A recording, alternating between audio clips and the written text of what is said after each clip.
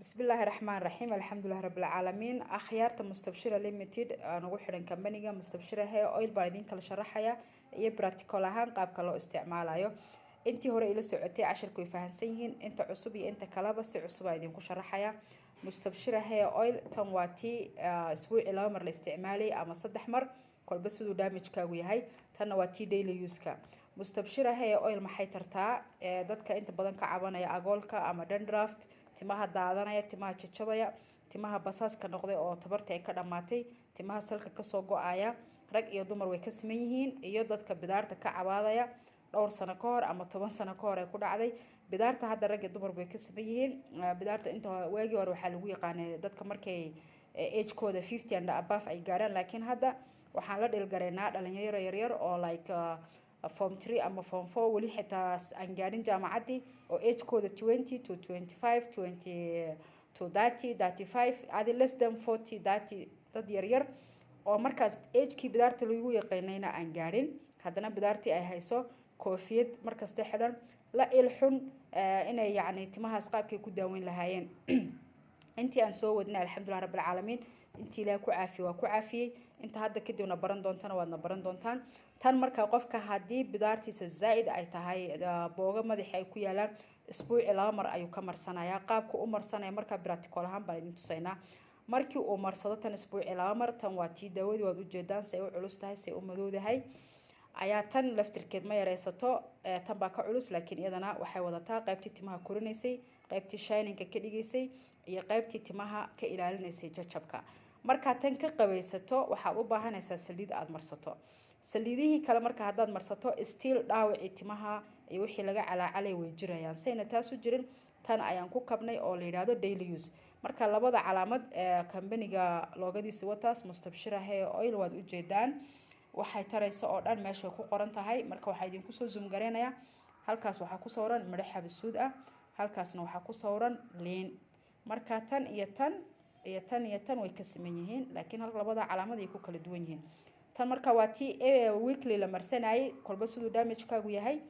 tanna waa tii everyday la marsanay qaabkeen u marsanayna marka qaabkan u marsanayna way kala duwan tahay tanna qaab loo marsadaa jirta tanna qaab loo marsadaa jirta marka waxaan idin tusaynaa haddii la raali ka noqdo practical ahaan ficilkii oo sameynana qaabka loo marsanayo ayaan hadda soo bandhigaynaa insha Allah assalaamu calaykum hadda marka akhyaarta waxaan bilaabaynaa iyadoo practical ah walaalkii oo guriga ila jooga ayaa inoo bilaabaya inoo kala sharaxaya qaabka loo marsanayo hay bilow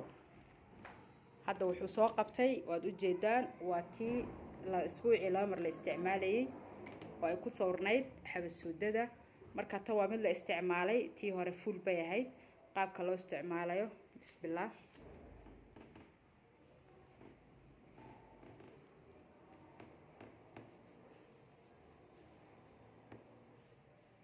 marka madaxa marka oo marinaya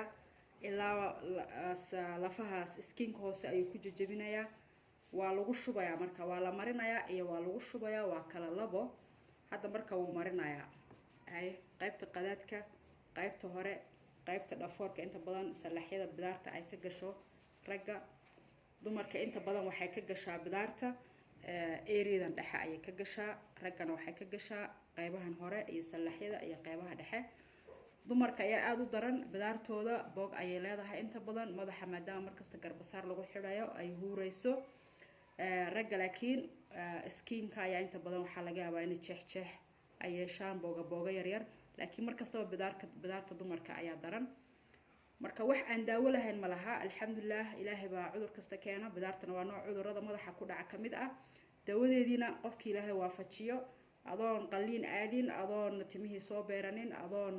chemical isku durin si natural ah dawo organic ah mustabshira hair oil ku soo dhawaada marka haddana mar labaad buu soo qaatay oo ku shubayaa qiyaastana wataas waa u jeedin waxay ku xidhan tahay timahaaga qof waxaa laga yaabaa inuu bidaar leeyahay oo timaba meesha inuu ku olin saantan buu si fiican u marinayaa qofna timuu leeyahay waa inuu si fiican marka ugu xashaa hadda marka qaybta wuxuu ku xashayaa labada gees ee bidaarta ka gasho ama labada salaxyada loo yaqaano labada dhinac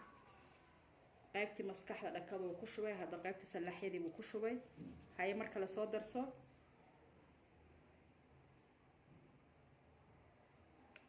hadda wuxuu ku shubayaa qaybta qadaadka gadaal dhagaha hoostooda ilaa qoorta soo gaarsii.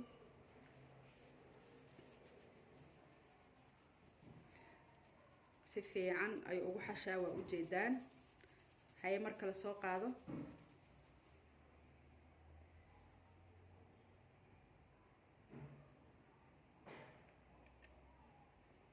haye meelaha aadan gaarsiinin dhagaha hoostooda qadaadka ilaa qoorta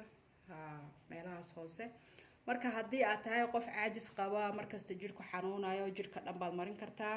dhagaha hoostooda aad marin kartaa, qaybta wejiga aad marin kartaa.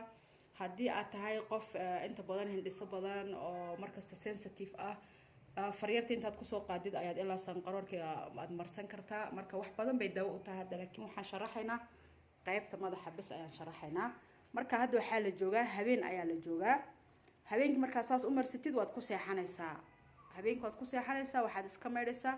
aroortii. sababtaad habeenka ugu seexanaysidna waxay la falgelaysaa maqaarka hoose ilaa neerfahay la falgelaysaa, waxay ku siinaysaa hurdo macaan. aroortii waxaad soo toosaysaa adoo fresh ah. marka hadda asaan u marsatid lama rabo dhaqsado ilaa sariirtaada aadid oo seexatid, sababtoo ah barkintaa kaa cabaysa. markaad 1 saac 2 saac joogto isdhaad hadda timihii waa ii qoyeen, maqaarkii waa ii qoyay, hurdaaba ku qabanba, waad seexani.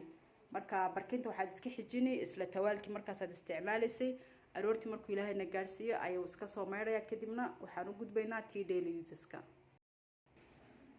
asxaabey waan isku soo noqonay mustabshira hair oil sharaxaadii qaybtii labaad ayaan galaynaa oo ah midii liinta ay ku soorneed. hadda wakaas timihii ma uu soo dhaqay, wuu iska qalajiyey si fiican. madaxa tawaalka lagu qalajiyo waaye, waad iska qalajin, ma u baahneed qalajiyo oo waxyaalo oo maxaan ku dhahayay machine inaad ku qalajisid. marka hadda wuxuu marsanayaa tea daily use-ka ayuu marsanayaa oo liinta ay ku soorneyd. tea daily use-ka marka waa tanaa liinta ku sooran. wax badana lama rabo, in yaroo qiyaas oo baa la rabaa isaga maadaama timiisa badan yahay oo kaasta soo qaatay. qiyaas baa la rabaa, maasha Allah. u dhaho marka asxaabta bidaarta wiilka haygaga dhajinina oo idin soo bixi doontaa, idinkana saas oo idin buuxsami doontaa. isaga timaha way ka daadanayeen, laakiin hadda timaha way u istaageen. waxaa fiican jirrada intayna kugu dhicin inaad ka gaadhid. Soomaali waxaan naqaanaa markay feerihi xalaan kala dhacaan oo arrintii ay xumaato ayaan dawo raadinaa. marka garhkana waad marin kartaa, caadi baad u marini. looma baahno marka waxyaalo kale oo saliida inaad isticmaasho. inta labada saliid ee mustabshira hair oil aad ka isticmaalaysid, sababtoo waa laba daawo is wadata oon kala maarmaynin. marka timihii wakaas black bay u yihiin, wayna usoo bateen, mana ka daadaataan. asxaabta timaha maran tahay marka idinkana ka walbahaarina, mustabshira si fiican bay idinku soo buuxin doontaa biidnillah baari. waxaan u malaynayaa cashiradii codka aan soo duubay qaabka loo marsado inaan videogan kaga kaaftami doono oo practical ah. 8 daqiiqo ay noqotay, ka yar baan rabnay, laakiin wixii markii practical ay noqdaan waad ogtihiin cashirku dheeraanaya. khayr baan idin rajaynaa, ilaahay dawaha idinku daro. assalaamu calaykum waraxmatullaahi wabarakaatuh.